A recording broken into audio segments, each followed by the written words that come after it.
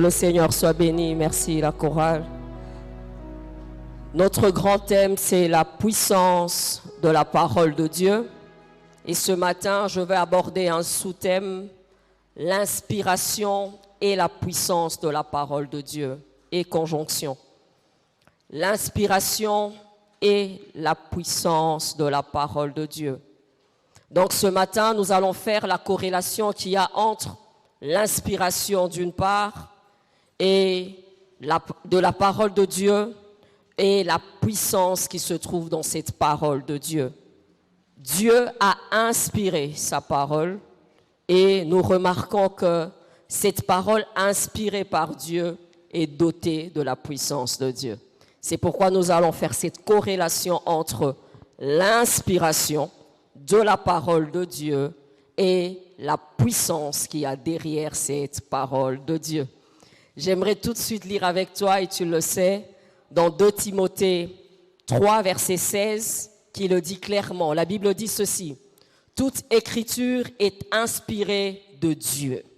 Toute écriture est inspirée de Dieu. L'inspiration. Mais pourquoi? Pour être utile, pour enseigner, pour convaincre, pour corriger, pour instruire dans la justice. Là, nous voyons maintenant la parole de Dieu en action. Comment ça se passe, bien-aimés, dans la correction? Comment ça se passe pour convaincre? Comment ça se passe pour instruire? Ça se fait par la puissance de Dieu. Mais d'emblée et d'office, cette parole est inspirée de Dieu. Nous nous rendons compte que dans plusieurs siècles, la Bible a été écrite par des hommes, des auteurs. Et lorsque tu ouvres ta Bible, il y a à peu près 40 auteurs. Et nous avons à peu près 66 livres. Et tu vas te rendre compte que c'était des hommes ordinaires, mais qui étaient poussés par l'Esprit de Dieu pour pouvoir faire la rédaction de la Bible. Ils n'ont pas écrit parce qu'ils étaient intelligents. Ils n'ont pas écrit parce qu'ils étaient doués, mais ils ont eu à écrire parce qu'ils ont été inspirés par Dieu. Dieu avait une pensée. Dieu avait un mot d'ordre. Dieu avait une façon de voir les choses. Mais puisqu'il devait atteindre l'homme, puisqu'il devait échanger avec l'homme, puisqu'il devait vivre avec l'homme, Dieu est passé par des hommes dans des époques différentes, des âges différents. Pour faire quoi? Pour communiquer sa pensée. Lorsque tu lis ta Bible, tu as des livres, tu as les Pentateuques, tu as des livres historiques, tu as les livres poétiques, tu as les évangiles, tu as les épîtres. Tu vas te rendre compte qu'il y a divers styles. Mais lorsque tu lis la Bible, tu te rends compte que c'est le même esprit. Alléluia. L'Ancien ou le Nouveau Testament, c'est le même esprit, c'est la même pensée. Pourquoi? Parce que c'est le même auteur, l'auteur qui est Dieu. Donc, bien-aimé, la Bible est le livre de Dieu. Si toi et moi comprenons que la Bible que nous avons en main, c'est la parole de Dieu, je pense que nous allons prendre cette parole de Dieu au sérieux. C'est vrai, dans certaines versions et traductions, nous tombons sur des erreurs quant à l'orthographe, mais c'est parce qu'il y a eu des traductions. Pourquoi? Parce qu'elle a été révisée. Mais quand tu regardes dans la souche, dans les textes originaux, la Bible est sans erreur. Pourquoi?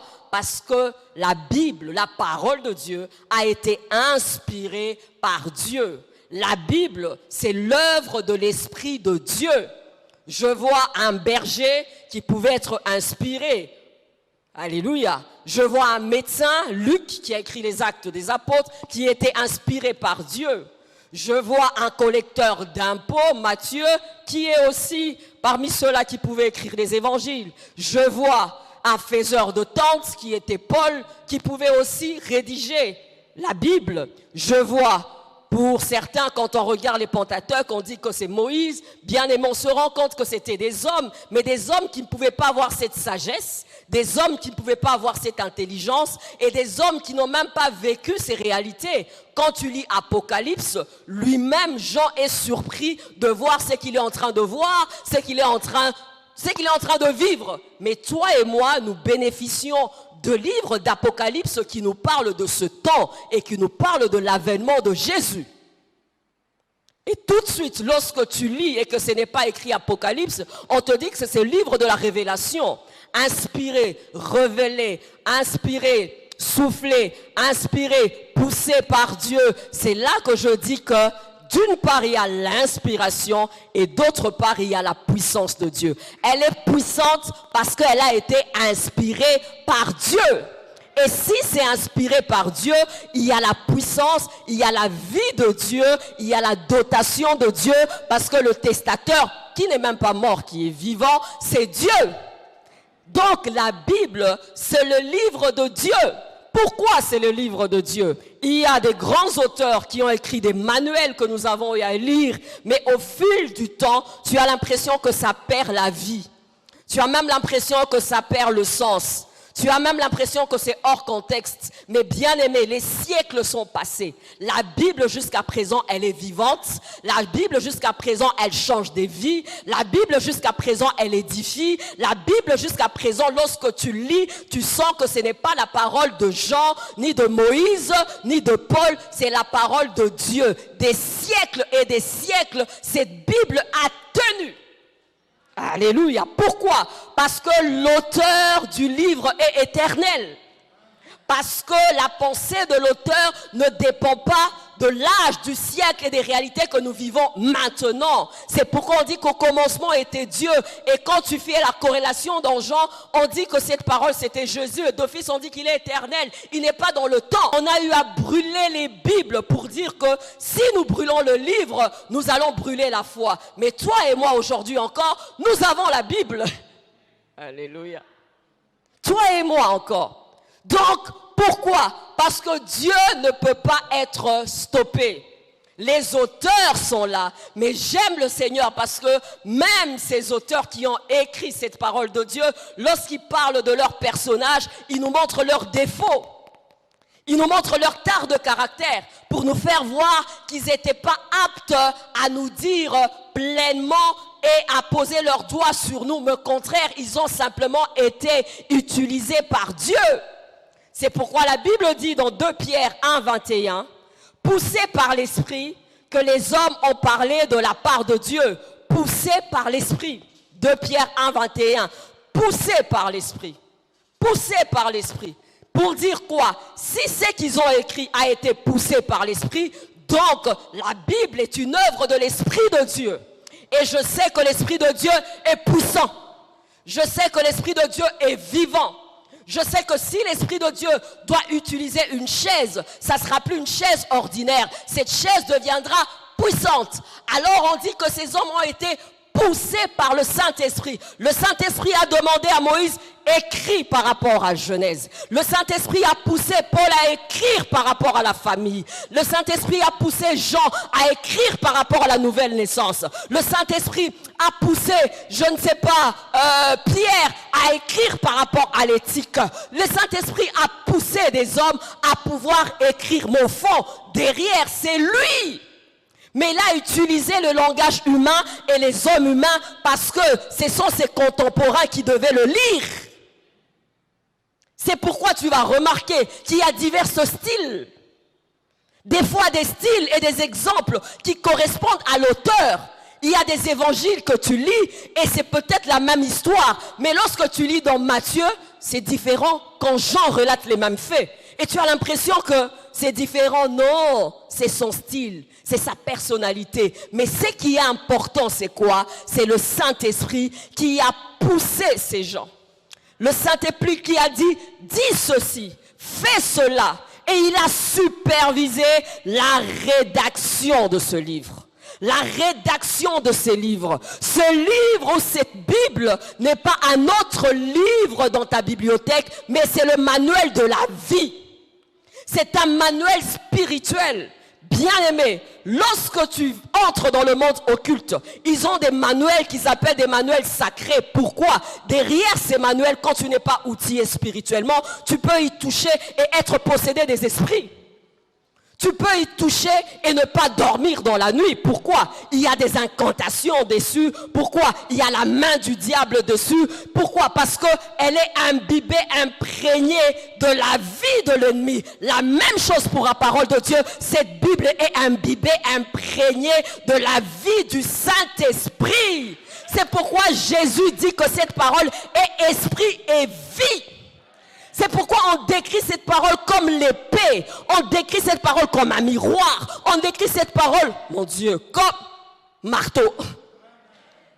Alléluia.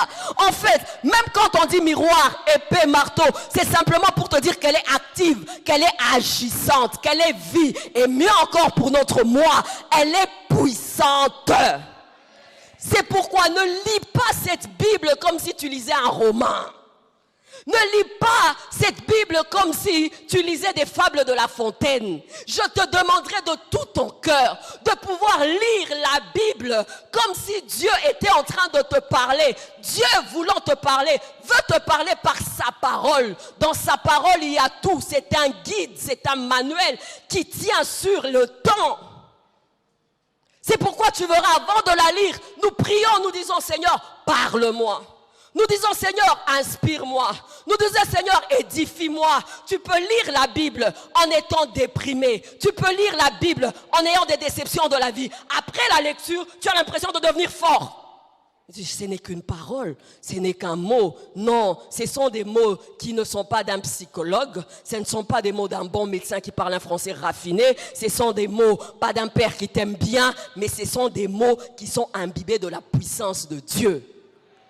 J'essaye même de sauter quand on dit même que la foi vient de ce qu'on entend. Et ce qu'on entend, c'est la parole de Dieu. Tu verras que même lorsque tu lis la Bible, ta foi augmente, ta foi augmente, ta foi augmente. Pourquoi? Parce qu'elle est vivante. Et lorsqu'elle tient ton cœur, lorsqu'elle est là au fond de ton cœur, cette foi fait quoi?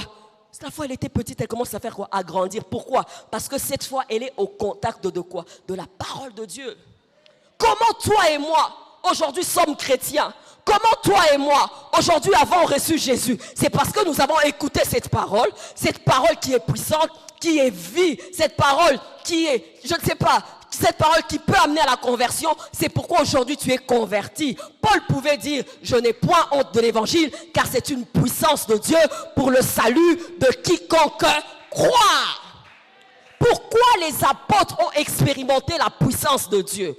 Pourquoi les apôtres, en ayant la même connaissance que toi et moi, ont expérimenté des prodiges, des miracles? Parce qu'ils croyaient à la Bible telle qu'elle est écrite. Si tu arrives à comprendre et en croire à la parole de Dieu telle qu'elle est écrite, bien-aimé, tu passes à être en contact avec sa puissance. Tant que la Bible est au niveau de ta tête, tu ne vas pas expérimenter sa puissance. Il y a quelqu'un qui me comprend.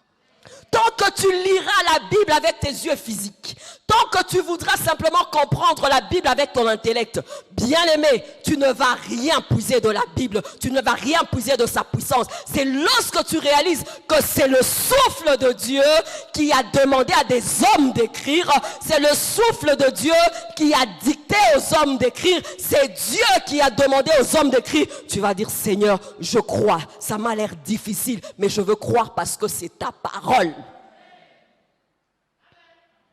Quelle paresse dans la lecture de la parole. Quelle paresse par rapport à la vie de la parole. Parce que le diable sait. Vous connaîtrez la vérité fera quoi? Vous affranchira. Quelle paresse où on ne veut pas découvrir de nous-mêmes. Quelle paresse, on veut que les autres fouillent pour nous et nous disent ce qu'ils ont lu. Bien-aimé, elle ne coûte pas cher. Tu peux en acheter et pouvoir la lire et dire, Seigneur, ce verset c'est pour moi. Quelle paresse! Que des hérésies, des fausses doctrines. Mais n'en prends pas la peine de vérifier. Et le diable veut cela pour que nous puissions amener juste la Bible au niveau d'un livre ordinaire. Ce n'est pas un livre ordinaire. Regarde et puise dans le livre. Tu verras ce que Dieu a dit pour toi. Amen. J'ai toujours aimé la phrase. C'était même un des responsables de l'église. On parlait, il me dit, la voix du chef est rare. La voix du chef est rare, ça veut dire quoi? Il dit, dans notre profession, on le dit. Donc quand un chef parle, on acte cela. Et quand tu deviens un chef, il disait parler des entreprises, il ne faut pas être prompt à parler, il ne faut pas beaucoup parler parce que quand tu parles beaucoup, à un moment, ça n'a pas de valeur. Mais lorsque tu parles peu, que tu dis un mot, les gens actent cela. Dieu a déjà parlé. Nous voulons qu'il nous parle tout le temps. Dieu a déjà tout dit. Dieu a déjà parlé. C'est à nous de puiser dans cette parole. C'est à nous de voir dans cette parole. C'est pourquoi je dis l'inspiration, c'est-à-dire venant de Dieu, sortant de Dieu, étant la pensée de Dieu, étant révélée. C'est pourquoi cette corrélation il y a avec cette puissance. Si elle n'était pas venue de Dieu, elle serait vide. Alléluia. Si elle n'était pas venue de Dieu, elle serait, c'est beau, hein? Tu as déjà lu des manuels où l'auteur parle un bon français, hein, avec des exemples, mais tu as l'impression que c'est creux. C'est beau, c'est bien gros. Hein? En psychologie, on dit ceci. Alors lorsque tu vois la verdure vers la gauche et vers le nord, alors tu as l'impression, c'est beau, mais ça ne perce pas l'âme. Ça ne perce pas l'esprit, ça ne touche pas à ton problème. Mais lorsque tu lis la Bible, bien-aimé, il suffit de rencontrer le passage qu'il faut. Bien-aimé, tu es ébranlé, tu es brisé. Pourquoi? Dieu, c'est sa parole. C'est pourquoi on appelle Jésus la parole faite chair. Il y a quelqu'un qui est avec moi ce matin. La Bible a tenu. La Bible est là, poussée par l'esprit, que les hommes ont parlé. De la part de Dieu. Donc le Saint-Esprit a supervisé cette rédaction. Si elle est animée par le souffle de Dieu, comment ne peut-elle pas être puissante? Si elle est animée par le souffle de Dieu, comment ne peut pas, la parole de Dieu ne peut-elle pas être agissante? Bien-aimée, elle est agissante parce qu'elle vient de Dieu. C'est comme si tu mettais un arôme dans une bouteille d'eau, toutes les gouttelettes de ce vase d'eau n'aura que l'arôme de ce qu'on a mis dans l'eau. Alléluia. Tu mets un petit parfum, l'arôme dans cette bouteille d'eau. Bien-aimé, peu importe, si tu prends juste une petite goutte, tu verras, ah, ça a l'arôme de cela. Alléluia. C'est pourquoi dans tous les passages, dans toutes les phrases, il y a l'arôme de Dieu, il y a Dieu. Lis la Bible différemment en disant, Seigneur, que veux-tu me dire?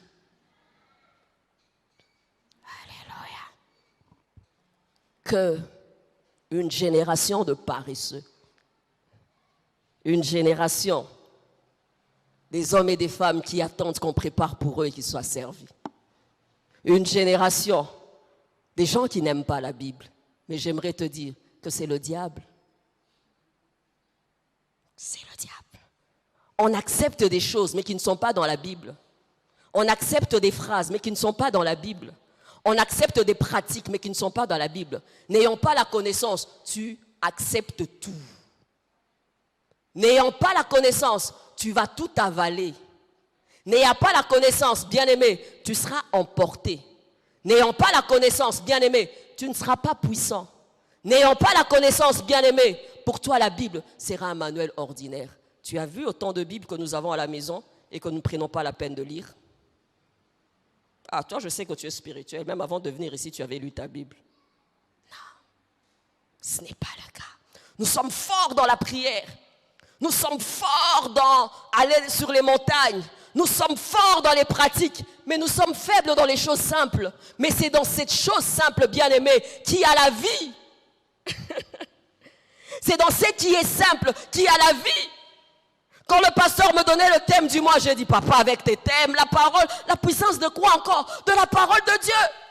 Il me dit, oui, la parole de Dieu a la puissance, mais non, tu aimerais que je te dise, fire, reçois, ou filet, c'est beau, hein?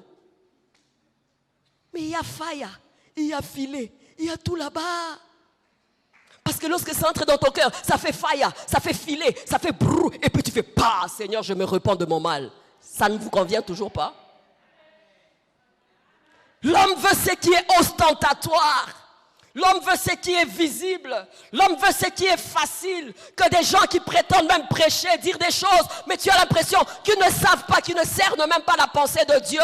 Tout ce que nous disons de la part de Dieu doit converger vers sa parole qui est la Bible. C'est pourquoi pour que tu interprètes un verset, tu ne parles pas seulement d'un verset, tu regardes le chapitre. Après le chapitre, tu regardes le livre. Et si le livre d'avant en parle, tu fais tout ça, tu dis ça c'est la pensée de Dieu. Voilà la vérité de Dieu. Ne prends pas un verset en étant isolé et prétendre que c'est la pensée de Dieu. La pensée de Dieu est amour. La pensée de Dieu c'est l'humilité. La pensée de Dieu c'est quoi? Bien aimé, quand ça ne converge pas au cœur de Dieu, dis-toi que ce n'est pas Dieu. Dans les temps actuels, bien-aimés, il y a besoin, il y a une nécessité de lever la parole de Dieu. Dans les temps qui courent, bien-aimés, je te dis que c'est impérieux. Nous devons élever la parole de Dieu. Parce que beaucoup de choses que nous entendons, beaucoup de choses qui se font même dans l'église, bien-aimés, ce n'est pas la parole de Dieu. Il y a un prix à payer pour prôner la parole de Dieu. Il y a un prix à payer pour être différent. Mais si nous ne scrutons pas les Écritures, si nous ne lisons pas la Bible, bien-aimés, nous serons emportés. Nous serons emportés.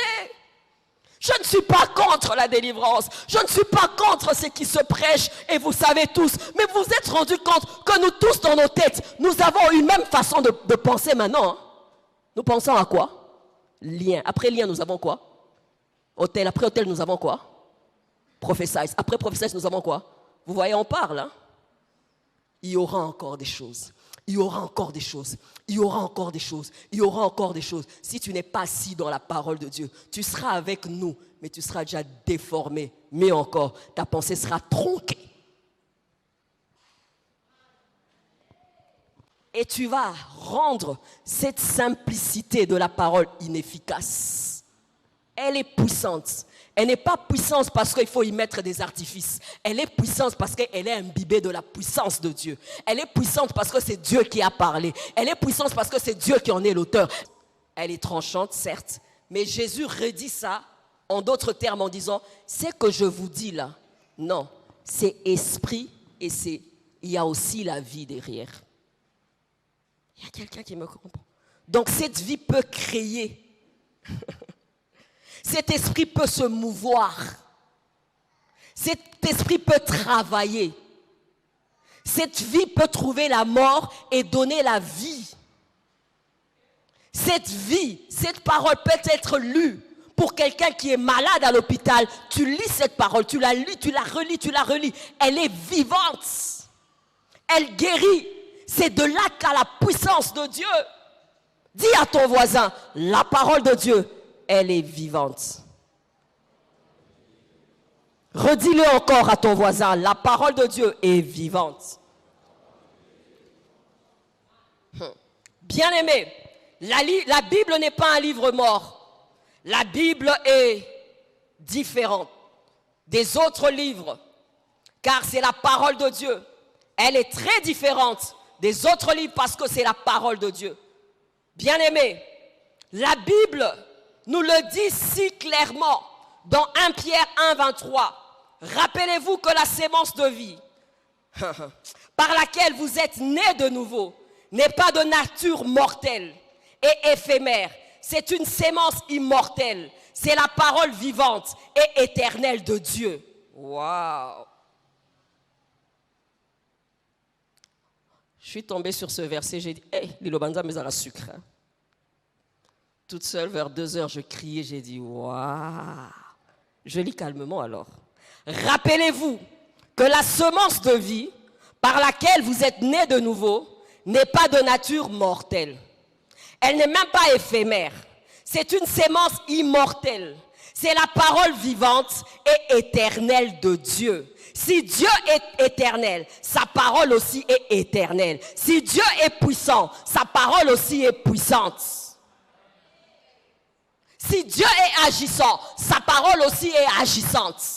Si tu crois que Dieu peut faire des miracles, sa parole peut aussi produire des miracles. Si tu crois que Dieu peut se mouvoir, sa parole aussi peut se mouvoir. Alors ne lis pas la Bible comme un philosophe. Ne lis pas la Bible comme un religieux. Ne prends pas la Bible comme des dogmes des hommes. Prends la Bible comme une parole qui a le souffle de Dieu, qui a l'esprit de Dieu. C'est pourquoi on dit que la prophétie court, elle marche, elle est en mouvement. La Bible est en mouvement pour créer. La Bible est en mouvement pour te transformer. La Bible est en mouvement pour te donner l'espoir. La Bible est en mouvement pour te donner la joie. La Bible est en mouvement pour te donner l'espoir. Quant à l'avènement de Jésus, la Bible est en mouvement pour te donner l'équilibre dans ton couple. La Bible est en mouvement pour te donner l'équilibre dans ton mariage. La Bible est en mouvement pour te dire d'honorer ton père et ta mère pour vivre longtemps. La Bible est en mouvement pour te dire qu'un cœur joyeux est un bon remède. La Bible est en mouvement pour te dire que tu peux imposer les mains aux malades et les malades seront guéris. La Bible est en mouvement pour te dire que dans mon pays, il y aura ni femmes stériles, ni femmes qui avortent. La Bible, pour certains, ce sont des fables, mais pour d'autres, c'est la vie. On y va. Pour certains, ce sont des dogmes. Pour les pharisiens, c'était des dogmes. Pour les pharisiens, c'était la loi. Mais Jésus a dit, je ne viens pas pour abolir, mais pour l'accomplir, parce qu'elle marche. Qu'est-ce qui nous arrive? Pourquoi elle est en reste, cette parole? Qu'est-ce qui nous arrive? Pourquoi nous ne nous réveillons pas au milieu de la nuit pour la lire? Qu'est-ce qui nous arrive? Pourquoi nous ne chérissons pas cette parole? Qu'est-ce qui nous arrive? Pourquoi nous n'aimons pas cette parole? Qu'est-ce qui nous arrive? Pourquoi nous la lisons comme les autres livres? C'est le diable! C'est le diable! Bien-aimé, j'ai lu l'histoire de la transmission des tables. Les tables qu'on avait données à Moïse au mont Sinaï. La Bible dit que Dieu lui-même avait gravé sur les tables. Dieu lui-même a gravé. Donc c'était important. Et lorsqu'il était descendu, quelle gloire! Une gloire pourquoi? Pour avoir les préceptes. Une gloire pourquoi? Pour avoir la révélation de Dieu par rapport à la parole qui était adéquate pour le peuple. Mais le peuple faisait quoi? Le peuple avait déjà l'idole. Aujourd'hui encore, nous l'avons, mais nous allons vers les idoles. Nous l'avons, mais nous allons dans des pratiques que nous ne comprenons pas. Nous l'avons, mais nous allons vers des choses parce que c'est à la mode. Arrêtons la mode. Arrêtons la mode d'office. La voix de Dieu, ce n'est pas la voix du peuple. Dieu peut régner seul. Dieu est Dieu. Pas parce qu'il y a l'adhésion massive. Pas parce que ça marche. Dieu est Dieu. Il est capable pour lui-même se défendre. Arrêtons ça, Kinshasa. Arrêtons ça. Qu'est-ce qui nous arrive? Bibliquement, ça dit quoi? Quand tu commences bibliquement, il dit les chrétiens de Béret, vérifiez. Si nous amenons même les hommes de Dieu, à chaque fois qu'ils parlent et demander qu'on vérifie, bien aimé, les gens vont se tenir droit devant. Mais le com, c'est le peuple. Moïse va pour avoir les tables qui serviront d'instruction. Eux, entre-temps, ils sont là. Non, il a fait longtemps, il a traîné. Il a fait longtemps, il a traîné. Il a fait longtemps, il a traîné. Vaudor. Qu'est-ce qu'il y a? Je n'ose pas te poser la question. As-tu déjà lu ce livre d'un bout à l'autre? Non. Diable. Prédicateur, l'as-tu déjà lu de bout en l'autre? Non. Formateur, non. Chrétien de 10 ans, non. T'es-tu déjà posé la question pourquoi le diable ne voulait pas qu'on la lise? Un secret. Il y a de l'argent dans le livre. Il y a de l'argent dans le livre. Le comble. Nous pleurons des fois sur nos cas, mais nous ne pleurons pas bien parce qu'il n'y a pas d'appui, il n'y a pas de support. Et des fois, quand tu vas te défendre vers Dieu, tu ne sais même pas ce que tu dois retourner à Dieu comme parole et comme promesse. Zéro. C'est pourquoi on devient stressé, dépressif. Pourquoi? C'est comme quelqu'un qui ne sait pas où il va. Il ne sait pas ce qui est comme norme. On a le temps pour tout, mais pas pour la parole de Dieu. Alors Jésus dit, ce que je dis là, c'est esprit et vie. C'est pourquoi tu vois, il y aura toujours une catégorie des gens comme les frères de Jésus, qui regardaient Jésus, mais pour eux, c'était rien du tout. Ce qui fait que la Bible dit que dans son pays, dans sa contrée, Jésus n'a même pas pu accomplir des miracles, à part quelques impositions de main aux malades et tout. Mais ailleurs, on le prenait tel qu'il était. C'est pourquoi il a pu accomplir des miracles Bien-aimé, si tu prends la Bible d'une manière ordinaire, tu ne verras rien d'extraordinaire. Mais si tu la prends étant vie et esprit, bien-aimé, tu découvriras dans la parole de Dieu ce qui est crucial pour ta destinée.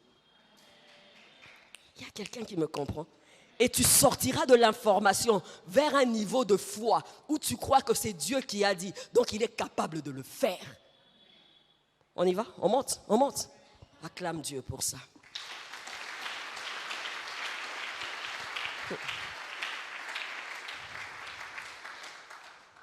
Yes. C'est pourquoi, bien-aimé, lorsque tu lis la Bible, tu sens que tu es changé. Lorsque tu lis la Bible, tu sens que tu es boosté. Ésaïe 48, verset 8 dit, l'herbe peut sécher, mais la parole de Dieu subsiste éternellement. L'herbe peut sécher, l'herbe sèche, le temps passe, mais la parole de Dieu subsiste éternellement. Elle tient dans le temps. C'est pourquoi, bien-aimé, même lorsque tu lis la Bible, une bête histoire, ça peut être des paraboles, tu es instruit. Lorsque tu lis les évangiles, tu es instruit. Lorsque tu lis certaines choses, ça bouleverse ta vie. Combien de vies sont bouleversées à cause de l'évangile? Combien de vies sont bouleversées? Combien toi et moi, si on pouvait rentrer peut-être 20 ans ou un peu plus, on pouvait se retrouver dans des boîtes de nuit. On pouvait se retrouver, je ne sais pas, dans un concert. On pouvait se retrouver, mais toi et moi, le matin, nous avons compris que Dieu était au centre. Pourquoi? Parce que nous avons rencontré la parole de Dieu. Pas nos oreilles, mais nos cœurs. Cette parole-là, transversé nos cœurs. Nos cœurs. Cette parole bouleverse les agendas. Cette parole bouleverse les vies. Cette parole bouleverse les destinées. Cette parole brise notre caractère. Cette parole brise notre ego. Cette parole brise notre personnalité. Cette parole nous fait descendre du cheval comme Paul. Cette parole nous vole les rêves et nous imprègne, nous introduit dans les rêves de Dieu. Cette parole, elle est bouleversante. Si elle a été bouleversante pour toi une fois, elle peut être bouleversante pour toi autant de fois, pourvu que tu découvres dans la Bible. Pourvu que tu découvres, mais une fois que tu as fait le pas, tu n'as pas grandi, tu n'as pas puisé encore. Plus tu marches, les années passent. Bien-aimé, il faut que tu grandisses. Je peux dire que si tu étais à l'évangile de Jean, au bout de 10 ans, il faut arriver à Apocalypse et comprendre certaines choses. Ne t'arrête pas là. Ce matin, j'aimerais te dire, ne t'arrête pas là. Ce matin, j'aimerais te dire, te défier, avance. J'aimerais te dire, ne joue pas aux apparences. D'homme de Dieu, avec des petits vestes. D'homme de Dieu, d'homme de Dieu. Non, dis Seigneur, même en moi, par rapport à l'homme de Dieu ou le serviteur de Dieu, j'ai grandi, j'ai mûri, j'ai compris davantage. J'ai découvert de mes propres yeux, mes oreilles eux-mêmes ont entendu ta voix. Plus tu entends la voix de Dieu, mieux tu vas communiquer cette voix de Dieu. Plus tu entends la voix de Dieu, mieux tu vas aimer Dieu. Plus tu entends la voix de Dieu, plus tu seras changé. Parce que non seulement que tu l'entends, mais elle te transforme parce qu'elle est vivante. Et 10 ans dans la foi, sans changement, c'est impossible. Le problème, connaissance de la parole. Le problème, les 10 ans, c'est... ici. Le problème quand tu vas à l'église, et yindaki, hein? Et yindaki côté nini. Ah, moto ya makam nini. Pour quelle onction? Onction sur quoi? Bien-aimé, fais attention et fais le bilan. Sois sincère avec toi-même. Combien de passages as-tu retenu? Tu n'en sais pas. Combien de vérités bibliques se sont imprégnées dans ton esprit? Expérience, Internet. On suit maintenant une prédication. 2 minutes, on est à la borne. 2 minutes, on est à Fila. 2 minutes, on est à la compassion. 2 minutes, on est déjà aux États-Unis en étant ici. 2 minutes, on est à Joyce Meyers. 2 minutes, on est, je ne sais pas, je ne sais pas comment ça s'appelle, au Prince. Tu vois, combo, Internet, c'est bien. Mais il faut avoir le râteau. Le râteau. Les râteaux. Mais le râteau, c'est sur base de quoi? De la connaissance que tu as. Si tu n'as pas cette connaissance, bien aimé, tu vas tout manger. Tu vas tout manger, tu vas tout manger. À un moment donné, toi-même, tu ne vas pas te comprendre. Tu auras un problème. Et tu vas retourner ici. Pasteur, puis-je avoir un verset? Le verset, c'est au début. Alléluia. Il y a quelqu'un qui est avec moi?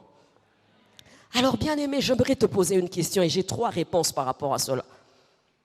T'es-tu déjà posé la question de savoir pourquoi Dieu avait inspiré sa parole aux hommes? T'es-tu déjà posé cette question?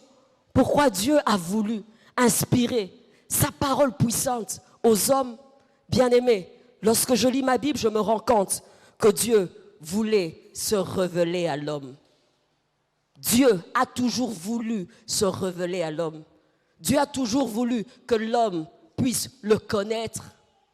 Dieu a toujours voulu que lorsque tu lis, tu fais la lecture du temps, tu fais la lecture de tout ce que tu vois dans le monde, que tu puisses y voir Dieu.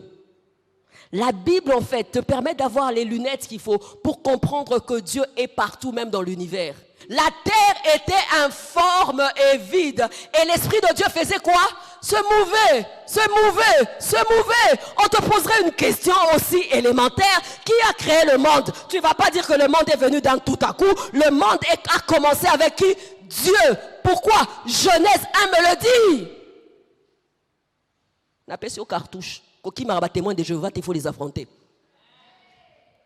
Qu'est-ce qu'on fait? Quand ils viennent, on fait quoi?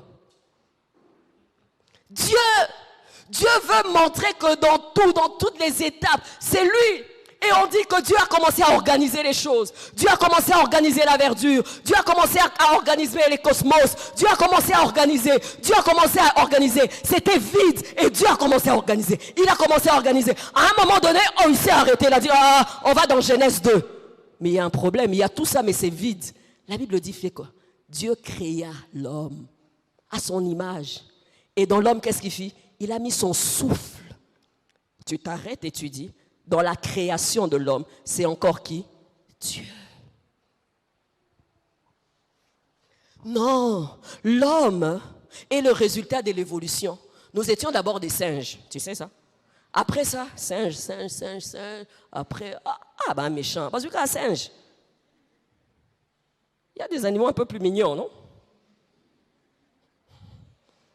Et là, je n'aime pas quand c'est quelqu'un d'autre parce qu'on dit vraiment le singe, et après on dit, il est tout foncé, il est tout ceci, je t'arrête. Je dis, c'est Dieu. Et l'autre commence à dire non, et puis la femme, elle n'était même pas là et tout. Non, de l'homme on prit la côte, et Dieu forma. Bible.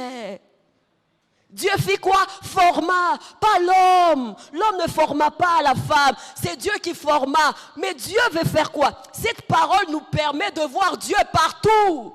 Donc quand je regarde les fleurs, je bénis Dieu. Quand je regarde le soleil, je bénis Dieu. Toi, ça rappelle moi Mindeleko, au moins moi fleur et bimina moi ça c'est mon Dieu. Il n'y a pas que le foufou dans le ventre, les fleurs. La lune et les étoiles ont été créées par Dieu, bien-aimé. Si la lune et les étoiles ont été créées par Dieu, Dieu ne va pas te donner ces petits travails. Dieu ne va pas te donner ces petits bébés. Dieu ne va pas te donner cela, bien-aimé. Alors la compréhension de Dieu part déjà de Genèse. Alors il écrit, dit, que l'homme me connaisse, que l'homme me comprenne, que l'homme voie ma puissance, que l'homme voie ma grandeur. Alors il dit, je pars du vide et Dieu entre en scène au commencement du vide. Au commencement du vide, il y a ton créateur. Au commencement du vide, il y a le Dieu à qui tu as donné ta vie. Au commencement du vide, le tohu bohu, il créa. Et on m'a dit, Jésus, cette parole faite chair. Bible. Que des gens qui transpirent. Mais non, alors le Big Bang. Alors dans le Big Bang, dans le Big Bang, pas Big Bang. Dès le début de mon livre, qui a été rédigé, inspiré par mon Dieu, il m'a dit, Dieu créa. Qui nourrit les oiseaux du ciel? Qui peut vêtir les oiseaux du ciel? Tu as des petits stress, hein? Tes stress sont tout petits, hein? C'est juste incroyable. Alors il dit dans ce manuel, lorsque le monde deviendra comme ce monde ici, On va nous parler du clonage. Hein. On va nous parler des bébés compliqués là. On va dire non. Il les a mis ensemble. Il a dit multipliez-vous, soyez quoi? Féconds. Les bébés viennent de qui? L'homme et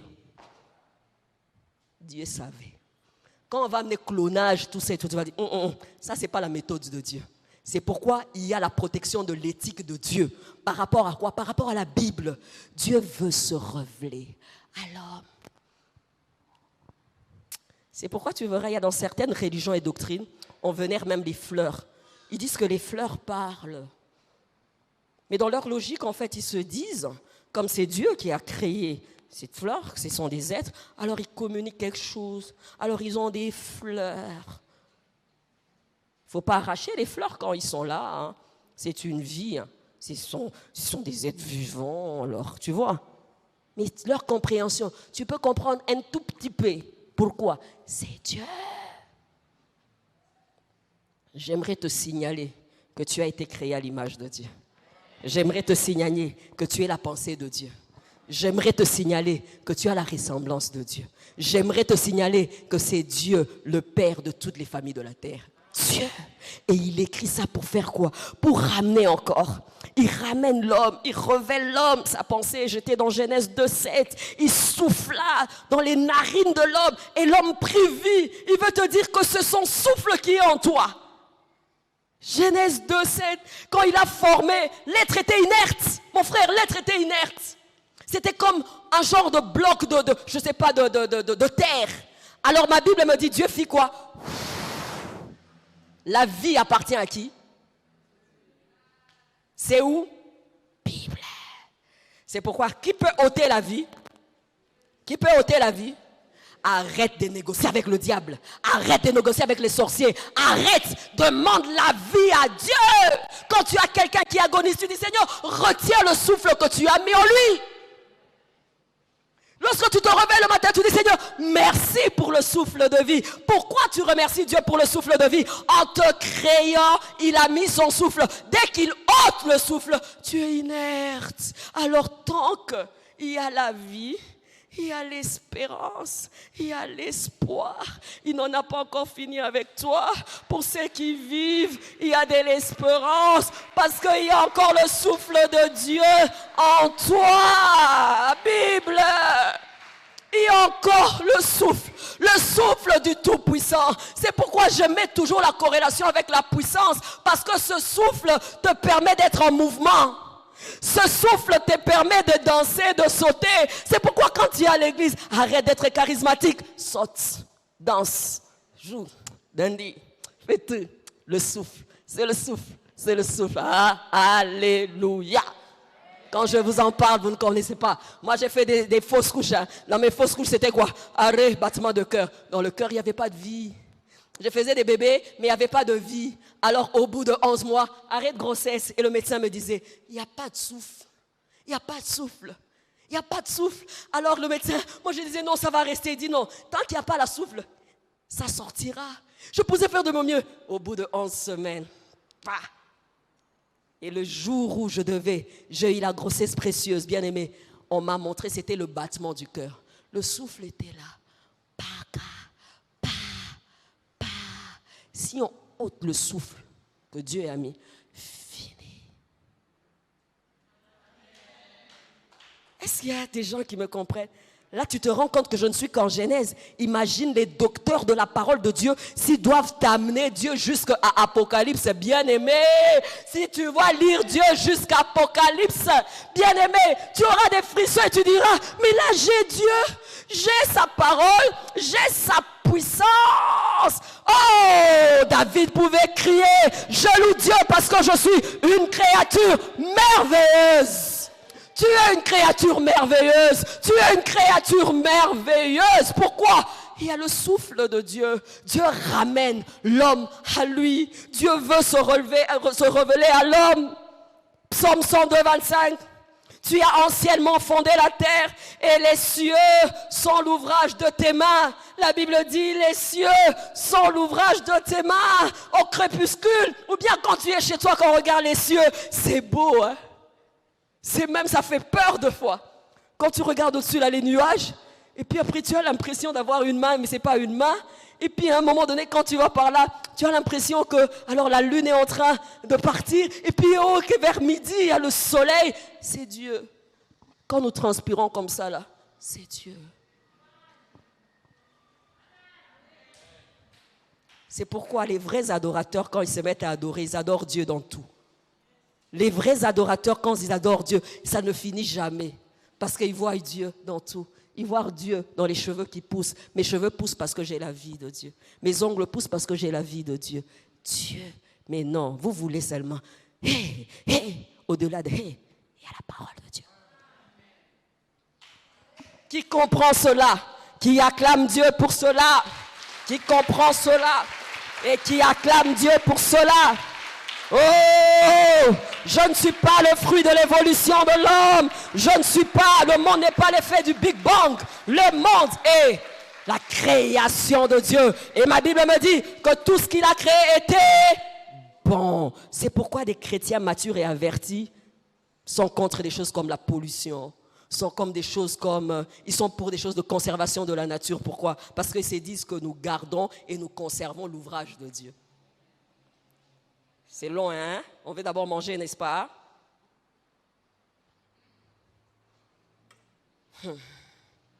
Pire encore, ceux qui se basent sur la médecine médicale, ils vont te dire que même dans la plante, dans tout, il y a le médicament. On passe. 2. Pour marquer ses empreintes dans le cœur de l'homme. Il a inspiré, pourquoi? Il a donné sa pensée, pourquoi? Pour marquer ton cœur.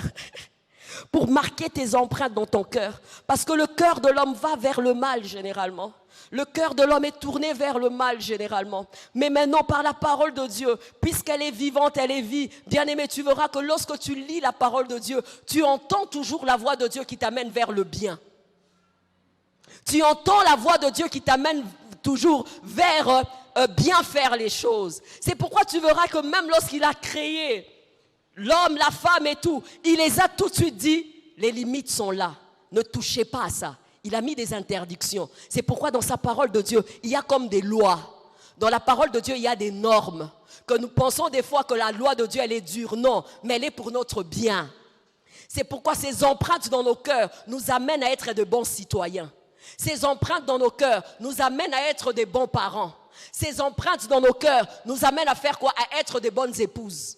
Ces empreintes dans nos cœurs, moi-même qui te parle, lorsque je lisais les commandements de Dieu pour dire que Seigneur, tu nous as même donné les 10 commandements pour qu'on te craigne, pour qu'on te respecte, c'est comme des empreintes de Dieu, n'est-ce pas? Parce qu'il faut des limites. Je suis arrivé au début, Dieu parle encore de lui.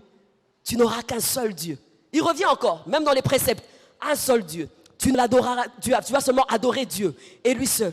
Et puis après, je me calme. Honore ton père et ta mère pour que tu vives longtemps. Je n'ai pas écrit tout de suite. Hein. J'ai dit, le matin, il faut que j'appelle maman. Le matin, il faut que j'appelle papa. Comment ça va là? Vous avez bien dormi là? Parce qu'aujourd'hui, la génération où on n'en appelle pas les parents, la génération où on ne respecte pas les parents, la génération où les parents pleurent. La génération où il y a crédit pour tout, mais pas pour les parents. Alors je me suis dit, Seigneur, déjà quand tu avais donné ça, tu savais que nous serons dans un siècle d'individualisme comme ça? Des repères. Dans nos cœurs, le mal sera toujours à ta porte, mais la Bible va te servir de guide.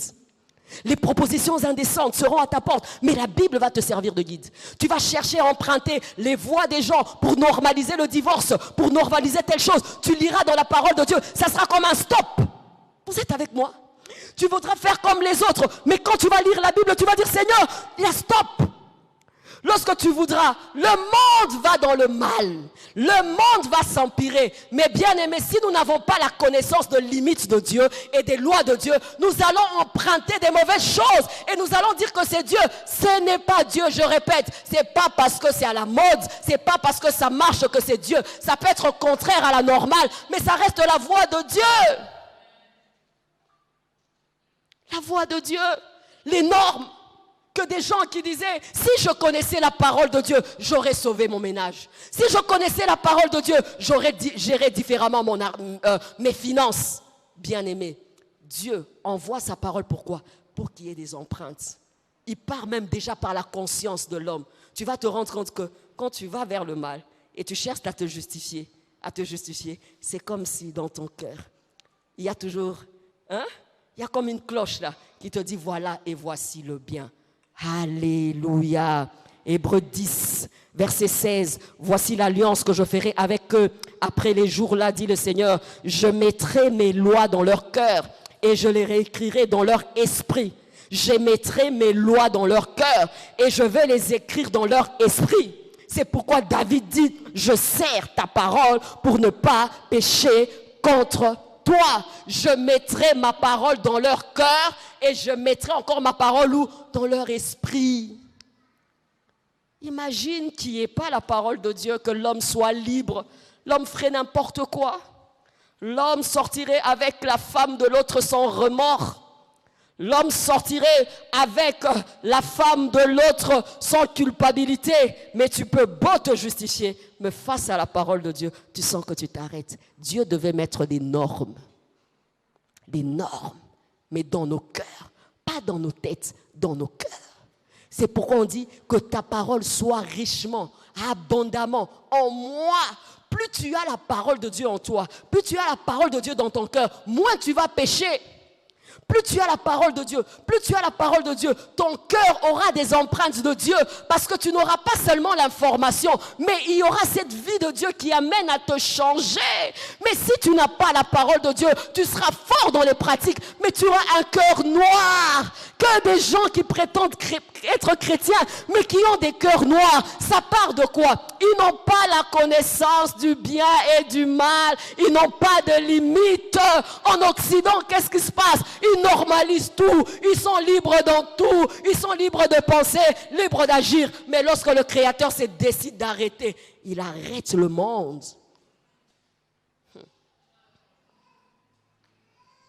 Quand ton cœur est enclin au mal et va vers le mal, bien-aimé, il y a là dans la parole les limites pour la famille, les limites pour les couples, les limites pour la gestion de l'argent.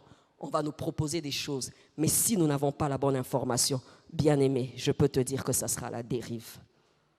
Que des gens qui font du mal et prennent la peine de justifier leur mal.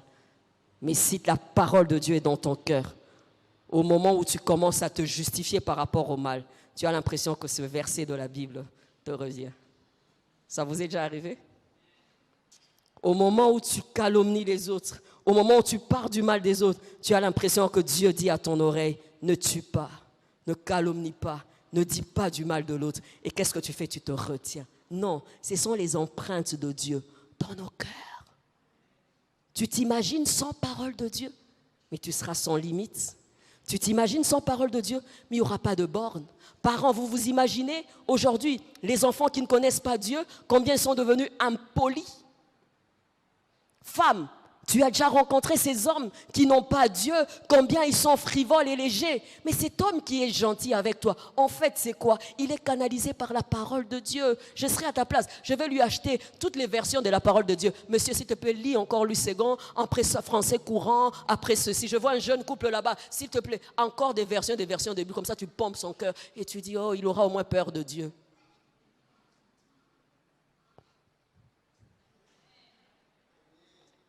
C'est pourquoi des frères qui se révoltent des fois, ils disent « Attention, ce n'est pas parce que je connais la Bible. Hein. » Malheureusement, tu la connais déjà. La vérité, lorsque tu l'as déjà connue, aïe, aïe, aïe, tu deviens malheureux quand tu pratiques le mal. Il y a quelqu'un qui est avec moi. C'est ça, les empreintes de Dieu dans nos cœurs. C'est pourquoi nous sommes devenus des bonnes personnes par sa parole. Il redresse nos cœurs. Il te travaille. C'est pourquoi on appelle la parole le feu. On appelle la parole le miroir. On appelle la parole de Dieu l'eau. On appelle la parole de Dieu, plus tu la lis, plus tu la lis. C'est pourquoi le diable ne veut pas nous amener à lire. Il veut nous amener à les pratiques. Nous serons forts dans des choses, mais nous serons vides, nous serons creux. Nous aurons un problème sérieux de caractère et de cœur mauvais. Mais avec le nom de Dieu dans la bouche, ça je refuse.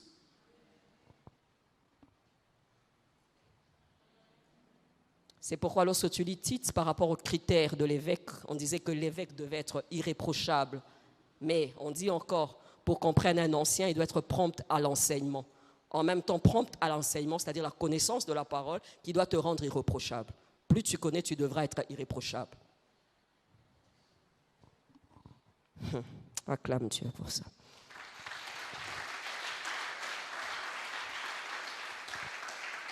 Enfin, j'y vais vite. Cette même parole, bien-aimée, elle est là pour te délivrer, ou délivrer l'homme de l'ignorance et des assauts de l'ennemi. Si tu connais, tu seras délivré de l'ignorance. La Bible dit, vous connaîtrez la vérité vous affranchira.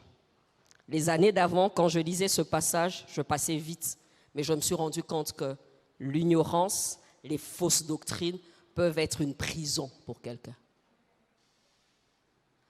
Vous avez déjà été dans des sectes que nous voyons des fois, tu ne crois certainement pas ce genre de secte.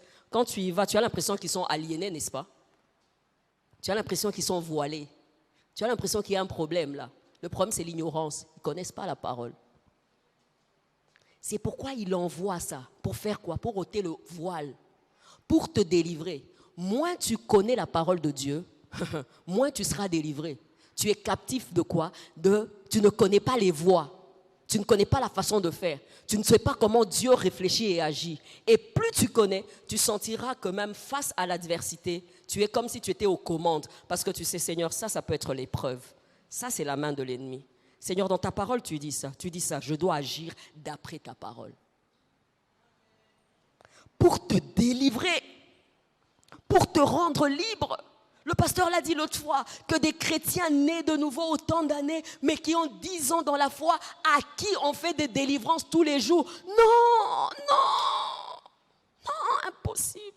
10 ans dans la foi, mais on doit te faire une série de délivrances. J'aimerais bien trouver ça ici pour être apaisé. Si je ne trouve pas ça dans la parole de Dieu, peu importe la mode qu'il y aura, je ne mange pas, je n'avale pas, je crache. Je crache. Alors cette parole est là pourquoi? Pour te rendre libre, non seulement de l'ignorance, mais des assauts de l'ennemi, des assauts de l'ennemi. Cette femme qui avait son dos courbé, pour les pharisiens c'était normal. Ils avaient même des bonnes raisons en disant, le jour du sabbat, c'est écrit dans la loi, on ne peut pas. Jésus a dit non, le sabbat a été fait pour l'homme et non l'homme pour le sabbat. Il a demandé à cette femme qui avait ce dos courbé de se relever. Mais pouvez rester comme ça. Qu'est-ce qu'on t'a dit par rapport à ton cas? Qu'est-ce qu'on t'a dit par rapport à ta solution? Qu'est-ce qu'on t'a dit par rapport à ta situation? Moi, j'ai fait autant d'années sans avoir des enfants. On me cherchait toujours des noms. C'est tante et telle, c'est oncle et ci, c'est le voisin. Et puis moi, j'ai mis le pauvre voisin, la pauvre tante, le pauvre oncle. Qu'est-ce qu'ils ont à faire? Je veux regarder à Dieu qui est mon créateur, qui peut mettre tout ce qu'il faut dans mes entrailles pour enfanter. Et c'était bon. Je regardais à Dieu. Et lui qui avait cette puissance d'accomplir ce miracle, il a donné vie aux entrailles et j'ai enfanté. Donc tu peux rester comme ça 10 années, mais tu as besoin d'être libéré. Tu as besoin d'être délivré. Tu prétends courir vers cette délivrance. Mon fond, tu as l'arme pour être délivré. Ceux du peuple qui connaîtront leur Dieu agiront avec eux. Mon peuple périt parce qu'il fait quoi? Il lui manque la connaissance. La connaissance libère. La connaissance libère. La connaissance libère. Quand tu sais, tu fais avec assurance. Quand tu fais, tu agis avec assurance. C'est pourquoi l'apostolat de Pierre et les autres, c'était efficace. Parce qu'ils savaient, quand ils n'avaient rien, ils savaient qu'ils avaient quelque chose. Ils disaient que je te le donne. Ils savaient. Savoir, c'est bon. Ne pas savoir te rend vulnérable. Tu vois, dans la salle de classe, lorsqu'il y a examen et que tu n'as pas étudié, tu n'as pas la connaissance, est-ce que tu es tranquille? Vous êtes passé par des choses comme ça. Moi, j'ai toujours cru que vous étiez saint. Examen que tu ne connais rien. Et la page là, quand tu tournes, tu dis peut-être derrière. Tu retournes encore et puis tu te dis, il y a 8 pages. Puis tu te rends compte sur les 8 pages, tu n'as que 4 réponses. Toi-même, tu fais vite fait la moyenne. Mais ça me fait un 20%. Tu deviens comment? Agité. Et cette agitation peut pousser à beaucoup de choses, n'est-ce pas? Tu es comme ça. Parce que tu ne sais pas. La Bible dit, l'insensé se fatigue. Pourquoi? Parce qu'il ne connaît pas le chemin qui mène en ville. Quand tu sais, tu sais. Même quand c'est le temps, tu dis c'est un problème de temps. Je veux rester sur ma voie parce que je sais.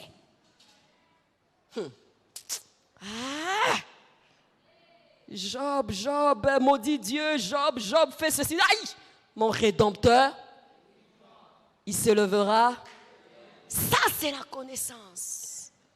Et bien aimé, ça t'amène à ça pour te libérer. Mais mieux encore, cette connaissance n'est pas seulement là. Cette connaissance a la vie. Les versets que tu connais ont la vie de produire. Le verset que tu connais ont la vie de régénérer. Il y a quelqu'un qui est avec moi. Les passages que tu lis là, que dans mon pays, personne ne sera malade, ça c'est là, ça produit la foi. Mais non, au-delà de la foi qu'elle produit, elle donne cette santé. Et non, la foi triomphante, vous êtes avec moi? Elle donne cette santé. Elle est imbibée de la puissance de Dieu, mot pour mot. Elle est imbibée. C'est pourquoi on dit elle est esprit, elle est vie. Tu lis la parole de Dieu à haute voix. Tu déclares c'est un épée. Tu déclares c'est un feu. Tu déclares et le monde de ténèbres entend la voix de l'esprit qui est derrière le mot et les passages cités. Ah non, il y a quelqu'un qui doit comprendre ça. Remachata. C'est pourquoi, bien-aimés, dans des situations adverses, nous, qu'est-ce qu'on faisait? On met les passages dans une salle, on met les passages, on entre là-bas, on lit les passages, on lit les passages, on lit les passages, on lit les passages, on lit les passages, pas pour nous, mais pour que le monde de ténèbres, pour que la situation adverse rencontre la puissance qui est derrière la parole de Dieu. C'est pourquoi quand Jésus a demandé qu'on puisse remplir les vases, Marie n'avait pas spéculé. Marie a dit, faites ce qu'il vous demande de faire. Remplissez. Parce que sa parole donnera une autre modification. Il va modifier cette eau en vin. Quand il a dit devant la tombe de Lazare, ôtez la pierre, qu'est-ce qu'ils ont fait? Ils ont ôté la pierre. Ne sois pas philosophe. Ne sois pas philosophe. On veut nous rendre philosophes. On veut nous rendre philosophes. Non, elle-même, elle est agissante. Elle est plus puissante, plus tranchante que quoi? L'épée à pia. Pourquoi? Nzambe mutuana sima. Il est derrière sa parole pour l'accomplir. Le derrière là, c'est pas derrière là-bas au fond, non. C'est à côté là, il est là. Mais il est dedans pour l'accomplir. C'est pourquoi on ne sait pas définir la parole de Dieu différemment. On définit la parole de Dieu comme Jésus. Au commencement était la parole et la parole était. Et cette parole s'est faite chair. Acclame le Seigneur.